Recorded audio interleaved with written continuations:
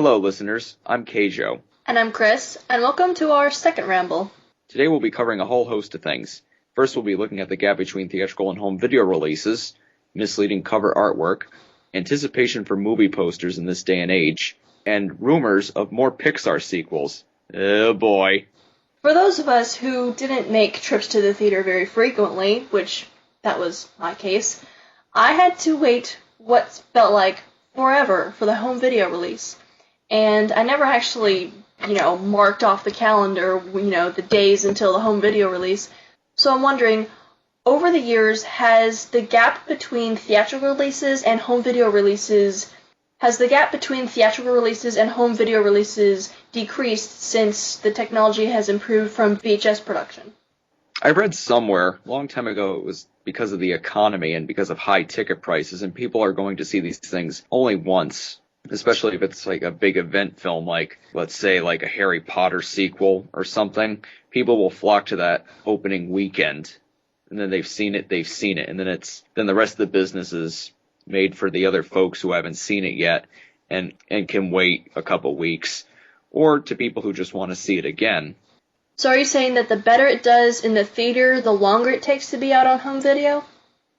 Well, I wasn't necessarily saying that. I was just basically saying how movies are performing these days. Like, if you look at performances for big blockbusters, let's say in the late 80s or early 90s, you'll notice that they have, like, incredibly strong legs and pull these huge multipliers that I don't think any movie would dare to pull in this day and age unless if it was, like, Avatar or something.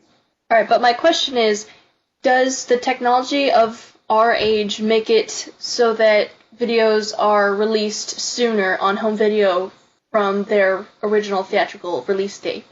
I don't think that's the case.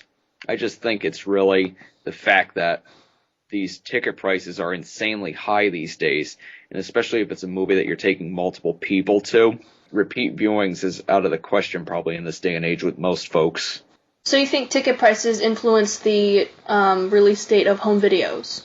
I think so in a certain way. I think the fact that most of the business is made in like the first couple of weeks and then it just kind of dies out after that. I mean, I'm no box office expert, but that's what I believe. I think that it's just, in this day and age with ticket prices, the economy and all that. I mean, unless the economy's booming, there's exceptions to this, but most people I know of won't go see a movie twice. They'll only go see it once and then that's it. And some people just don't go to see it in theaters at all. They just wait for it to come out on home video. I think there's more of a demand in this day and age, too, for it to come out on home video because people seen it once, then now they want the Blu-ray or the DVD. Okay, so the demand is higher for home video, so that could also decrease the time between theatrical release and home video release. But then you have holiday releases of movies like Elf and Polar Express. I mean, Polar Express came out in the theaters, 2-3 times, or does it still come out every year? They reissue it in IMAX like every year, even though the reissues make less and less each time. If I was to state a theory, the better a movie does in the theaters, the more financially successful it is, that would probably decrease the time between its home video release just because people are anticipating it to see it again. So I guess that kind of goes with what you said. I guess there's no really tried and true formula for release dates. I mean, I guess it's just really how it turns out with marketing and with distributors. I'll tell you what's really weird, though. Sherlock Holmes, A Game of Shadows is coming out June, I think, whereas the first one was released in theaters December 2009 and came to Blu-ray in March 2010. Interesting. Yeah. I remember back in 2003, it was just a couple months after Nemo had come out in theaters, and they already announced the release date on DVD and VHS. And I thought to myself, even back then, wow, that's kind of quick. Because the previous Pixar film, Monsters, Inc., that came to theaters November 2001. We had to wait till September 2002 for the DVD. Pretty sure Monsters, Inc. was one of the first DVDs we owned. Same here. And then along came Finding Nemo, and that was also one of the first in our DVD collection. We really didn't pick up DVDs for quite a while until, mid-2000s. It took us a while to get our collection up and running. Pretty much the same deal with me. I mean, I think we got our first DVD player sometime around like 2002 or so. I do remember our Toy Story 2 was a VHS, and we actually just got the DVD last for Christmas, around Christmas. I've got that VHS, the original from 2000. Wow, how'd this go from a discussion about the gap between home video releases to Pixar, the whole who knows what about Pixar and who doesn't. Everything goes back to Pixar. It's almost like Pixar is the meaning of life. All roads lead to Pixar. Oh, man. So, any more comments about the gap between theatrical and home video releases? Well, I would just say the more successful a film is in the theaters, the quicker it gets on home video, but then you also have the whole anticipation of waiting for it, and then the longer you have to wait, the more you're going to want to see it again because it's been a while, you're going to want to refresh your memory, so you're going to go out and you're going to buy it on, VHS, then DVD, then Blu-ray, so it could go either way. I'm really not sure. I don't think I've figured it out. This Ramble's kind of gotten me to explain my ideas and my thoughts, but it still hasn't confirmed any theories. And I think it's also the fact that maybe some people out there don't want to make multiple trips to the theaters, and then when it comes out on home video, they could just watch it again and again and again. What's wrong with multiple trips to the theaters? I've done that. Only once, but I've done that. Well, some people might not like that. And I know a lot who say, you saw it more than twice? Why not? Prices, my friend. Ticket prices. And 3D ticket prices, my friend. That too. Not to mention people's etiquette in the theaters, if there is any. Their lack of etiquette. Or lack thereof.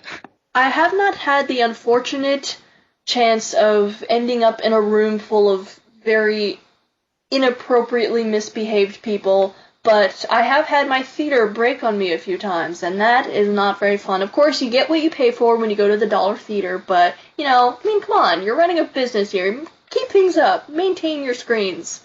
You're lucky, because I've dealt with the biggest morons in the theater in the past year or so. Ugh! You would have hated coming with me to see The Lion King. Worst bunch of people ever. Ugh. There was this one kid behind me who kept asking out loud questions on every scene throughout the whole movie. Well, what time of day did you go? We went during the afternoon, like 5 or 6. Well, that's when all the kids are, between getting out of school or out of an activity and then to dinner. I mean, of course, you're going to have all the kiddies. But I think it's unacceptable. I mean, I have nothing against kids going to see a movie, especially a family-friendly one, but the fact that, parents just sit there and then their kid just talks through the whole movie. Ugh. Well, the trick is, if it's an animated movie, most people are going to take their kids because, they assume it's family-friendly. And it's a kids' movie. Yes, exactly. So the trick is to go late at night, 9 o'clock to midnight. That's just always the best time for a showing. I'm just saying, I think movie theater, people in the movies, they just don't care anymore. They just take it for granted, but I'm not going to get into this because I ranted about this in full detail on one of my vlogs. So once a movie leaves the theater, then it's released on home video, the VHS era, and then you have the DVDs and now Blu-rays, and they are always released with a cover art designed by KJO. Who are they designed by? I have no idea, believe it or not. I just have a feeling that some editor with Photoshop is given the poster or whatever, or something else, other publicity materials, and then that's it.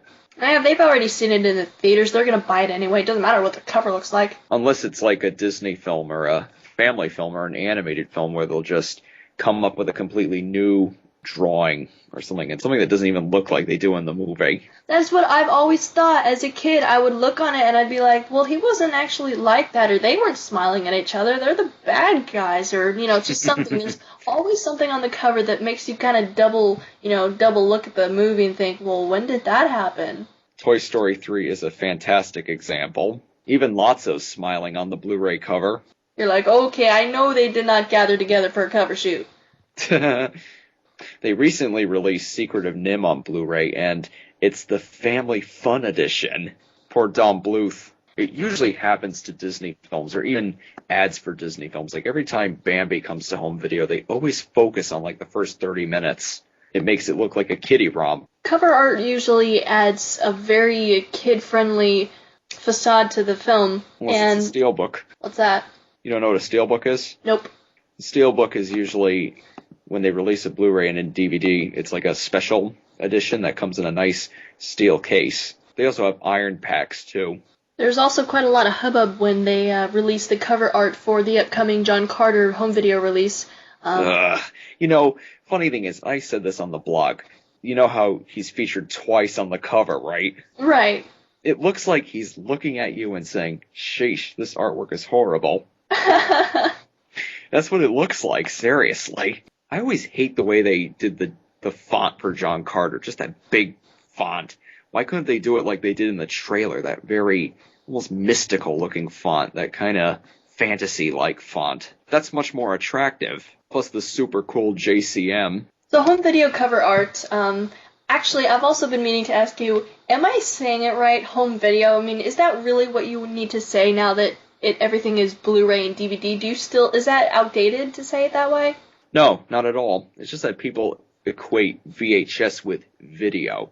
Any form of home media, I mean, DVD, digital video disc, I mean, it's still home video. Or if you want to say home media, that's fine too. It's just that in the old days, Disney, perfect example. They used to be called Walt Disney Home Video. Now it's Walt Disney Home Entertainment. Coming soon from Walt Disney Home Video. You know what I'd like? I'd like for once movies are released from the theaters, whenever that is, and whatever cover art they're given, I don't care what's on the cover, I don't care how long it takes, I would like any movie that's a classic Disney film, whether it's from the 40s or the 70s or the 90s, I don't care.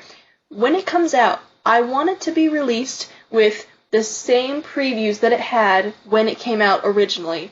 That's just my nostalgia talking. I would love to see, what films were up and coming around the time that this was created. That's really a cool idea, because coming from someone who collects the Disney VHS tapes and is obsessed with the openings, and I'm not just obsessed with the previews, I'm obsessed with, and you're going to think I'm crazy, I'm obsessed with like the FBI warnings, what logo they used, what variation, what color they used. Oh no, absolutely. It's fascinating to look at the way it's evolved, but at the same time, when I'm watching it on DVD after it's been, reformatted and yeah, like changes, tweaks. Right. After everything has been changed, I still want to know what it looked like back when it first came out. I would, I just want it almost seems like they're ignoring the era that it came from. They're reintroducing it into a new age, but they're not including, all that came with it back in the day. Okay, you were telling me about the Lion King VHS once. Well, of course, I grew up with that VHS. I know the previews on that VHS and the other ones. And, that'd be cool if they had like a side bonus, like this is how the original 1995 VHS release of The Lion King opened. Yes, exactly.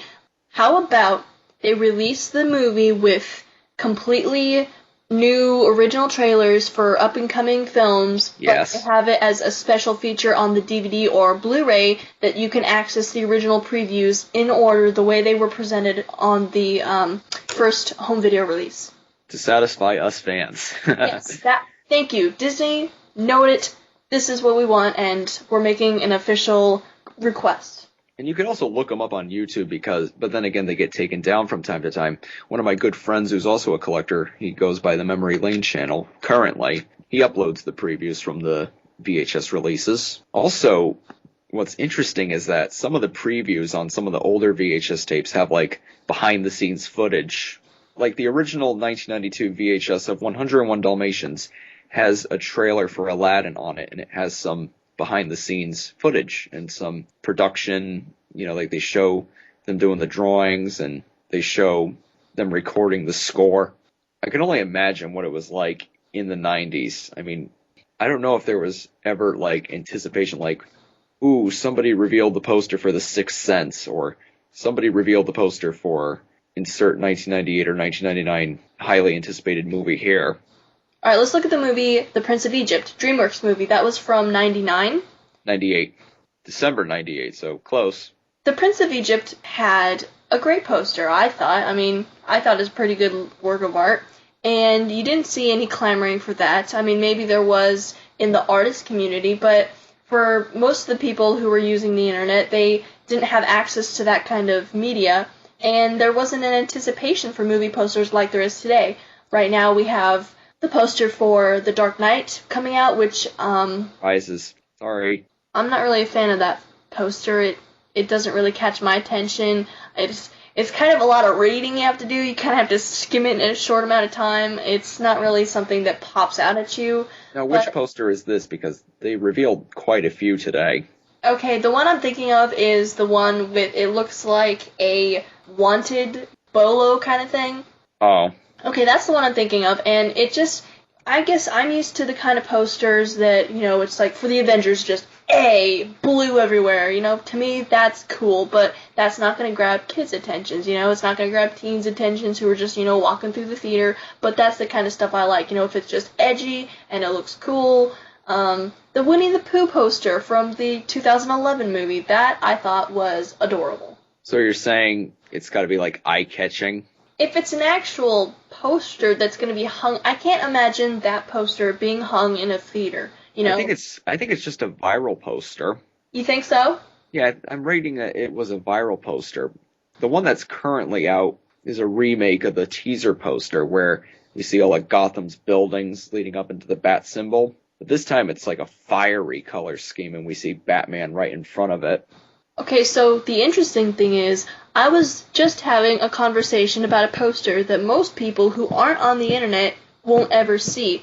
That is an unusual thing, I think, because why are we getting so worked up or so excited about posters that are either only going to be in the theaters or only going to be online? How did we get so caught up in the movie business and into, the industry that we're talking about this kind of stuff? But then I wonder, in the 90s, there were a lot of cool posters in the 90s, especially in the 80s. I mean, I wonder, like, in 1977 or so, when the first Star Wars poster, whenever that was unveiled, I wonder if there was any news coverage on TV or the radio about it. No, I highly doubt it. I think the internet definitely contributes to the success of films just because there are so many people nowadays who have this interest, and me, myself included. Movies definitely earn more than they used to, if you count, inflation included. They have all of this buzz on the internet that, for one thing, it's a good thing for movies and for studios, for all of this internet buzz about posters. I haven't checked recently. What is the highest grossing film of all time right now? Adjusted or unadjusted? Adjusted. Gone with the Wind. Really? Mm-hmm. Yeah, Gone with the Wind currently holds the record. Second place, Star Wars, then Sounds of Music, then E.T., and then Titanic. Okay, The Dark Knight is number 28 with 588 mil, if you adjusted it to today. But yes, I do agree that in the recent years, there's been a lot of, buzz surrounding posters, stills, and now they start creating, like, special posters like Mondo posters and such. I don't think they did that in the past. I don't think there was a need to. Yeah, there was, like, no Mondo poster for the fans or whatever. I think they are creating as many posters as they can so that There's they so have many. something to release. There's so many. Like, The Dark Knight has so many different posters. Sure, you have a theater that maybe has 3 posters for the same movie and they all feature a different character, blown up in a bigger proportion to take up the entire poster, and they have them down the hallways. There are a lot more than that online that we can access. I mean, then there's like stands and... Right, the cardboard cutouts, they designed those. There was a really cool Brave one when I went to the movies the other day. They also had the Wreck-It Ralph poster right next to it in all its glory. I go on IMP Awards from time to time, or is it IMP Awards? But I go on there and I look at movies from the like 60s, 70s, and 80s, and there's like 1 or 2 posters, like 3 tops. You look at something like that comes out today, and there's like more than 5. And there's ones for different characters, and like there's so many different posters. They seem to be more appreciated in this day and age. I mean, I bet long ago they probably collected movie posters like the collectors, but now it's a mainstream thing. Moving on from movie poster popularity to Pixar sequels. Once again, everything comes back to Pixar. There's been news about Cars having another sequel, Cars 3. What do you think the chances of that happening are? Well, I was just reading up on Twitter. I think it was Andrew Stanton. They were at a convention over the week. I don't know which one, but I think he said something about you'll probably see more sequels coming. And my friend on Twitter, PJ Campbell, said that Cars 3 rumors started surfacing. Coincidence? I think not. The last thing Pixar needs is another Cars movie. I agree. And this is coming from someone who actually enjoyed the second one. I have my thoughts about Cars 2. It's not a terrible film. It's not a perfect film. To expand on the Cars universe is just not necessary. I think that they've pretty much gone everywhere they need to go. But then you have Disney Toon Studios coming up with, planes, and they're going to release that on home video on their own. Which makes me wonder, how come a third Cars just couldn't be a direct-to-video sequel without having Pixar's name on it? The characters in planes, from what I understand, like nobody from Cars will make an appearance in those films. Right, and to me that seems acceptable, but if you had Mater or, Lightning McQueen in planes, even as a cameo, to me I wouldn't be right with that. It wouldn't sit well with me. But if Pixar wasn't going to make another sequel for Cars, and they are working on a prequel for Monsters, Inc., what movie would you pick for them to make an acceptable sequel? None. Well, actually, if Brad Bird has a really good idea for Incredibles 2, then I'll support it. I would support Brad Bird making a sequel to Titanic.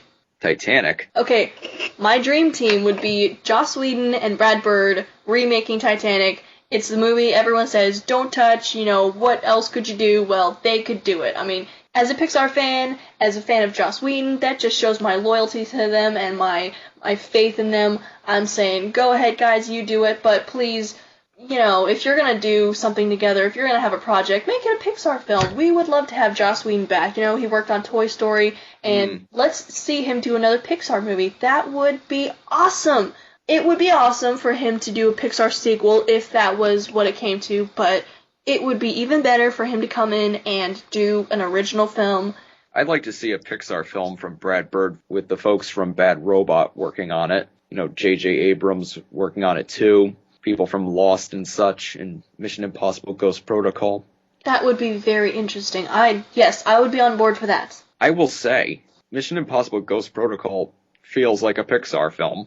I mean, it just kind of seems like these people are going to be associated with the name Pixar, that once they move off into live action, you're not going to be able to help but notice things. You're going to see the style, and you're going to see their humor, and it's going to remind you of Pixar, but it's not going to be it doesn't mean that they're going to make kid films. It just means that they're going to make films that have integrity, because it's who they are. Pixar has people that run it, that they know their audience. They know their audience. They're great storytellers, and that's the films that they're going to make once they head off from the studio.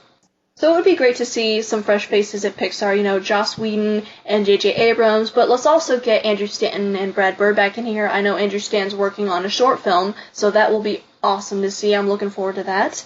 There was a time it was rumored that Ray Gun would be like the next Pixar film after Ratatouille. This was way back when The Incredibles came out, when it was Cars, Ratatouille, and then future project after that. And there was a suggestion that Ray Gun was going to be that project. And I heard rumors that it was more PG-13 level. That'd be interesting. Do they have to? Ratings don't determine how good a movie is.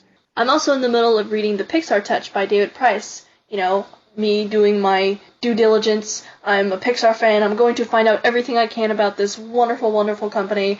Pixar's humor works because it's not forced. It's not like it's trying too hard to be edgy or what some might consider adult. I mean, that's the problem I have with the DreamWorks films made between 2004 and 2009. From what I've seen in the recent years, they've kind of dialed down that kind of humor. What do you think? DreamWorks' recent films have actually been very respectable. I like looking at Kung Fu Panda. I think it looks really great. I'm not a fan of the humor really in that film, but I love How to Train Your Dragon. I think How to Train Your Dragon is my favorite non-Pixar computer animated film. I love that movie. To me, it ranks high up there. Bolt and Dragon are B pluses for me, and Tangled's a B. I would rate Tangled as an A, How to Train Your Dragon as an A plus, and Bolt probably as a B. Kind of going backwards there, but... Yeah, they didn't, there was only, one instance of that wannabe edgy humor in Dragon. The breastplate joke. That was funny. I just kind of said, stop trying to be edgy. That's because this is coming from someone who was sick of it. Till then. Okay, yes, the Shrek films have definitely been wearing on me. They really didn't need the last two installments. I'll take 4 over 2 and 3. 2 suffers from too much pop culture jokes and too much comedy and not enough story. Even worse with the third one. I think the fourth one has more of a story and less pop culture jokes. I think a film like Over the Hedge is more acceptable when it comes to pop culture references just because of the setting. You have the animals that are, in the forest. They don't really have much to do with the human race and with all of our jokes. But then you have someone like RJ, played by Bruce Willis, and he's the know-it-all, he's the guy with the bag, he's he's like the candy man. He just comes in and delights them all. And I guess that kind of humor is more playful, and it's just kind of showing us, just kind of to laugh at ourselves and what we've become in our society. It just works there, but in Shrek, with its medieval setting and such, it feels like, they just threw them in there, just shoehorn them in there. They don't feel clever. Like when they get to Far, Far Away and you see all the product placements, like when I was 11 years old, I thought that was genius. But it's a lot of the films that follow it up that have kind of run those jokes into the ground. So was it because I've noticed that, like, after Shrek 2, every DreamWorks film had to have some form of product placement. Like in Madagascar, in Times Square, we see all the logos and signs for real products and such. It's like an overload. DreamWorks was obsessed with putting product placement in their movies. Well, maybe they were sponsored. Maybe that, but I mean, I'm trying to think of the Pixar films that have some form of product placement. Like Toy Story, of course, has real toys in it, but then you look at like the soda cans in boxes that make up Bug City and A Bug's Life, and they're all made up. PJ's Cola or something like that. Okay, so maybe Cars. I mean, you have Lightyear tires, so that's kind of a play on Goodyear. They have a little bit of that in Cars. So that was a bit unfocused, don't you think? Well, that's what rambles are for. Yeah, just directionless nonsense. We promise. We do actually have a review coming out, but we thought we'd get these rambles out of the way so that maybe the reviews will be more structured. Those were our thoughts on the gap between theatrical and home video releases, misleading cover artwork, anticipation for posters, and sequel rumors for Pixar, which happened to turn into a bit of a DreamWorks discussion. So thanks for listening. I'm KJO. And I'm Kris. You have just listened to KJO and Kris, Ramble number 2. See you next time. Not going in the video, not going in the video, not going in the video.